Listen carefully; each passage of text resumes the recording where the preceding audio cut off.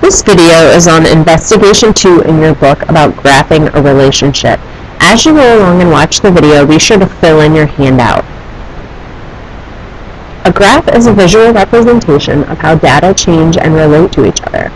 A graph can be used to convey numeric relationships between data, like time and distance, so how a person's distance changes over time. In our example here, it says Maria takes a trip to the beach. She stays at the beach all day long before driving back home. Now we have a graph here that goes along with her trip to the beach, and on our y-axis we have her distance from home, and on our x-axis we have her time. So this is, as distance is increasing, this goes up. As time is increasing, this goes to the right. As Maria drives to the beach, her distance from home increases. So in our graph here, she starts out at 0, which is home at 0 time, and as her time goes by and she's driving to the beach, her distance from her house increases until this point. At this point, she gets to the beach. While she's at the beach, there is no change from her distance to home. For the most part, she's staying exactly as far from home as she was when she got to the beach. So her distance is not changing here, it's staying constant. Until she decides to return home and her distance from home decreases. So this indicates that her distance from home is getting lower and lower. She's getting closer and closer to home until this point where she actually does arrive at her house.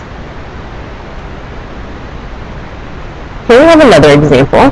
They've given us a graph of a horse's practice run. Speed is on the y-axis, time is on the x-axis. So this is time getting increasing, and then this is increasing speed.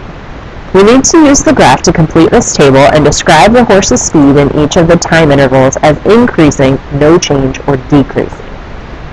Now our first interval is from 0 to 10 minutes.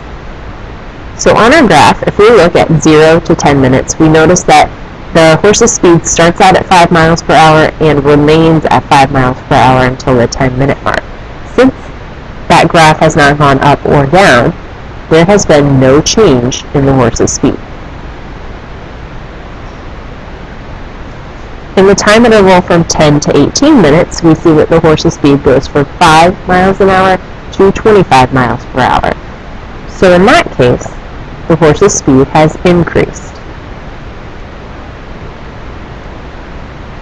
From 18 to 38 minutes on our graph, here's about 18 to about 38, the horse's speed stays at 25 miles per hour. So in that case, there is no change. From 38 to 40 minutes, at 38 minutes the horse's speed is at 25. At 40 it's gone down to 5. So in that time interval the horse's speed has decreased. And from 40 to 50 minutes the horse's speed starts out at 5 miles per hour and stays there the whole 10 minutes. So in that interval there has been no change.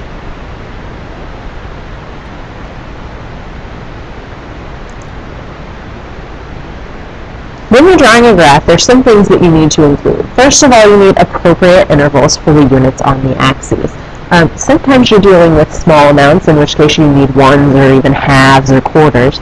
And in some cases, you're dealing with really big numbers, like numbers in the hundreds or thousands. And in those cases, you're going to need different scales than if you're dealing with halves. You certainly don't want to go by ones all the way up to 3,000. But you don't want to go by thousands if you're only representing 5 of something. So you need to choose appropriate intervals depending on your situation. The intervals need to be spaced equally. So if each of your units are the same distance apart numerically, they need to be the same physical distance apart. Meaning you don't want each line in the beginning to be 10, so going up by 10, 20, 30, 40, and then all of a sudden skip to 60, 80, 100, 120 and change your scale. They need to be equally spaced all across the graph. Number 3, you want to use values that make sense. It doesn't make sense in a lot of cases to have negative numbers because there are some cases where you won't be able to have a negative number of things. So you need to watch out for when numbers make sense and when they don't. And number 4, title the graph with information from the axes. The title of the graph really needs to describe what the graph is about. In this example, customers from a local grocery store can buy pecans for $3 a pound. They can purchase them in fractions of a pound as well. So they could buy a half a pound or a quarter pound or a third pound, anything in between whole numbers of pounds. Number 1 says, should the graph representing the information from above include negative numbers for showing the number of pecans? And explain your answer. So the question is, since we're talking about number of pecans or number of pounds of pecans, the question really is, can you buy a negative amount of pecans?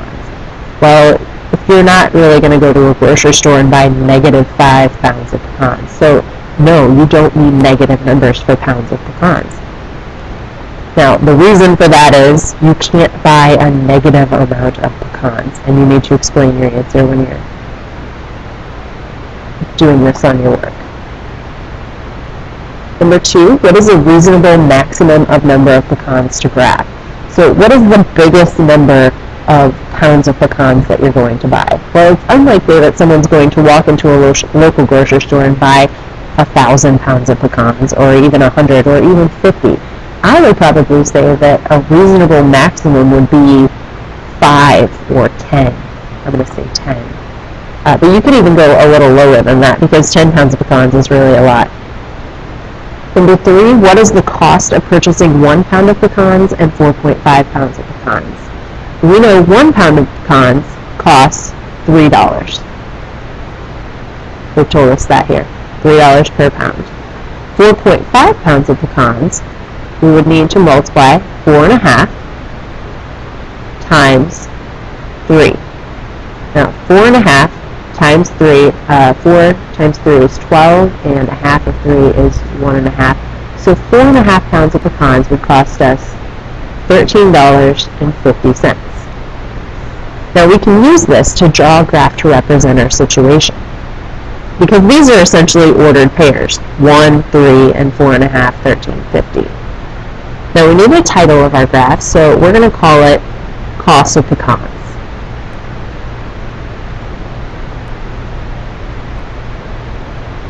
On my x-axis, I'm going to put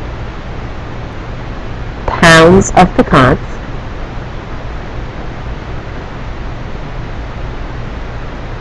and on my y-axis, I'm going to put cost. Now, I know that I'm going to put pounds of pecans on the x-axis and cost on the y-axis because the cost, the amount of money you pay, depends on how many pounds of pecans you buy. So cost is my dependent variable, and we always put dependent variables on the y-axis. Now I need to establish some units. So I said a reasonable number of maximum pounds of pecans to graph would be 10. So I'm going to do this 1, 2, 3, 4, 5, 6, 7, 8, 9, and then that would be 10. So each mark here is 1. And then for dollars, 10 pounds of pecans is going to cost me $30. 10 times 3 is 30. So I think I'll go by 3s. We'll do 3, and then that'll be 6, 9, 12, 15, 18, 21, 24, 27, and 30. So across here, my pounds of pecans, these are each 1. On the side here, we're going by 3, so each of these little marks is 3. Now I know 1 pound costs $3, so 1 pound cost me $3, so I'm going to put a mark right there. I know 4.5 pounds will cost me $13.50, so here's 4, 4.5 would be right here, and I would go up to $13.50 right there. And then I said 10 pounds would cost me $30. So then I got another point right there. And then I'm going to connect this line. I'm going to connect the dots here. It's not going to be pretty, but I'm going to connect them. It should be a line. Sorry. I know that I can connect these dots because the numbers in between them make sense. Yes, I can buy 1 pound of pecans, and yes, I can buy 4.5 pounds of pecans, But I can buy any number of pecans in between here. 2 pounds, 2 1/3, 3 1/4, 5 3/4. So since the numbers in between these points make sense, I can connect the dots.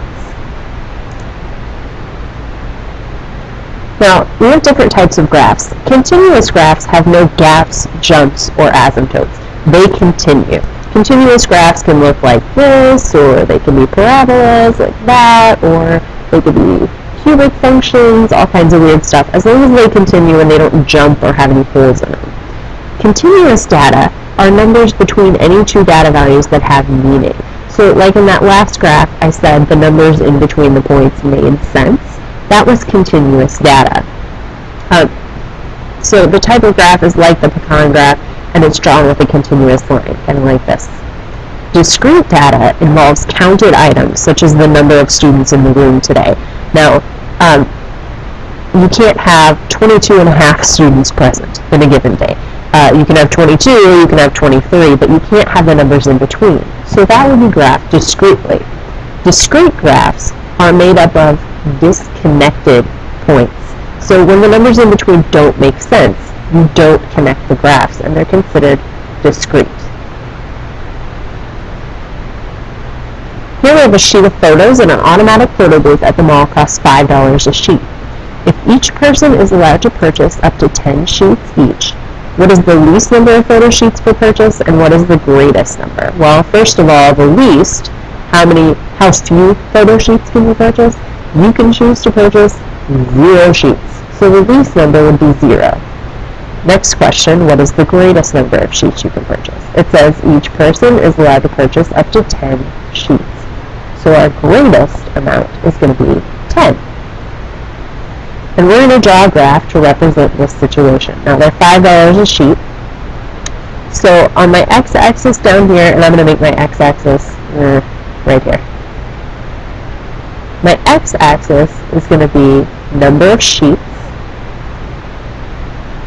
My y-axis is going to be my cost. I know that I can do that because the cost depends on how many sheets you buy. So cost is dependent, so it goes on the y-axis. Now, my number of sheets need to go from 0 to 10. So there's 0, and we're going to do 1, 2, 3, 4, 5, 6, 7, 8, 9, 10. It's a little messy, sorry. And for cost, we're going to go by 5s because they're $5 a sheet. So I'm going to say this is 5, and that would be 10, and that would be 15, and 20. Okay, so each one of those marks is going to go by 5s. Now, I know 0 sheets would cost me $0. 1 sheet costs $5. 2 sheets costs $10. 3 sheets is 3 times 5, cost me $15. 4 sheets would cost me $20. Now the question is, can I connect these points? Well, does it give me the option of purchasing, say, 1.5 sheets? No, I can purchase 1 or I can purchase 2, but I can't purchase 1.5. So this set of data is discrete, and we do not connect the dots.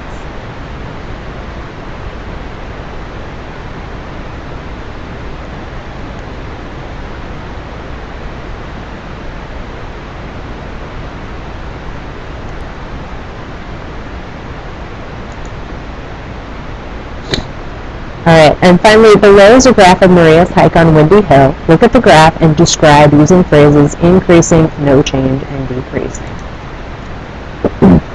Well, it looks like this right here is no change. So if you're describing this, you could say she remained at the same elevation for a while. This appears to be increasing. So if you're describing this, you would say, and then her elevation increased, and then it stayed the same for a while. And then finally her elevation decreased all the way to 0. Now you need a little more than I have written there. You definitely want to include some more detail. But that's it.